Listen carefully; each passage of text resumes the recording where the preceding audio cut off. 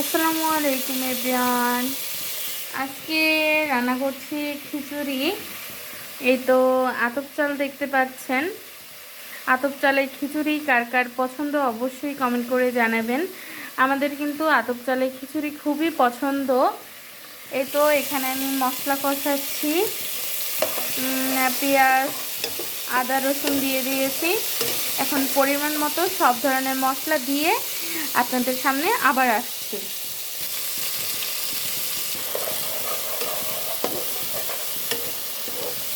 মশলাটা ভালো করে কষিয়ে নিব।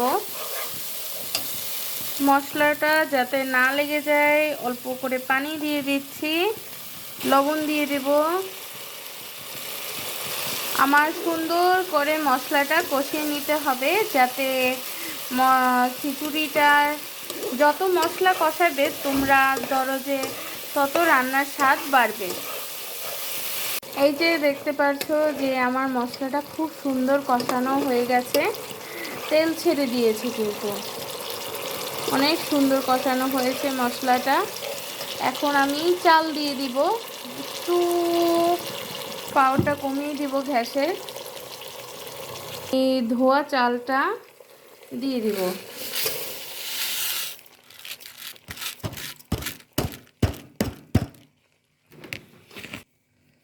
এখন মিশিয়ে নিব। কার কার আতপ চালের খিচুড়ি ভালো লাগে অবশ্যই কমেন্ট করে জানাবে। আমি তো খিচুড়ি লাভার, আমি সবসময় খিচুড়ি খেতে পারি।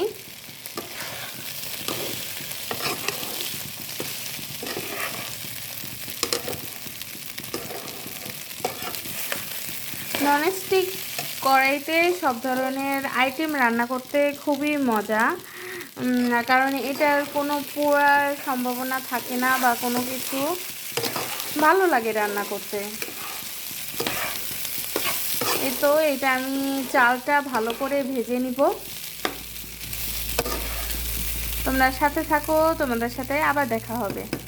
একটা মুরগির কলিজা বের করছি, এটা তোমাদের ভাইকে ভেজে দিব, কারণ ও মুরগির কলিজা খুবই পছন্দ করে। এটা অপরিষ্কার, এটা পরিষ্কার করতে হবে। এই যে এখন এই যে এটা হচ্ছে সয়াবিন, এটা এক ধরনের মানে কি তরকারি আইটেমের মতো, এটাও আমি দিয়ে দিলাম।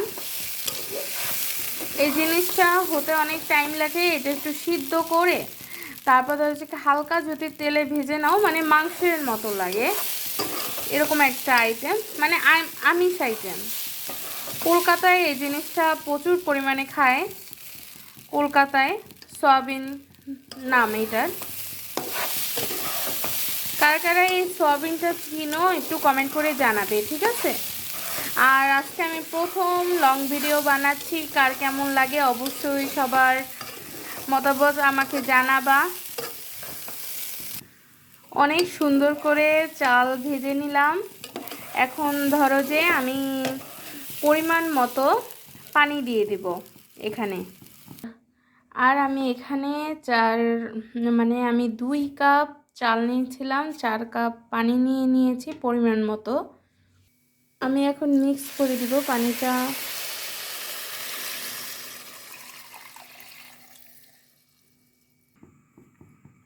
মিক্স করে দিব।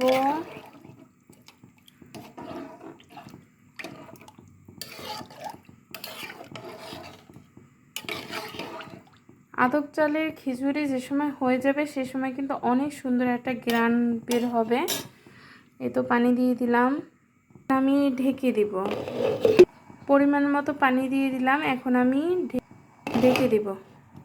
ঢেকে দিলাম, এখন এটা হতে থাকুক।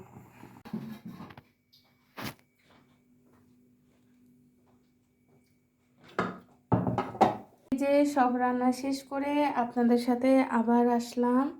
এই তো দেখুন খিচুড়ি রান্না করা শেষ। এই খিচুড়িটা কিন্তু ঝুরঝুরেই হয়েছে, আতপ চাল তো তাই এমন দেখা যাচ্ছে।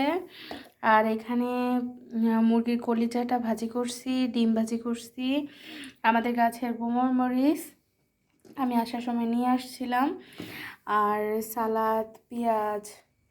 এই তো আজকে রাত্রের আয়োজন দুজনের জন্য।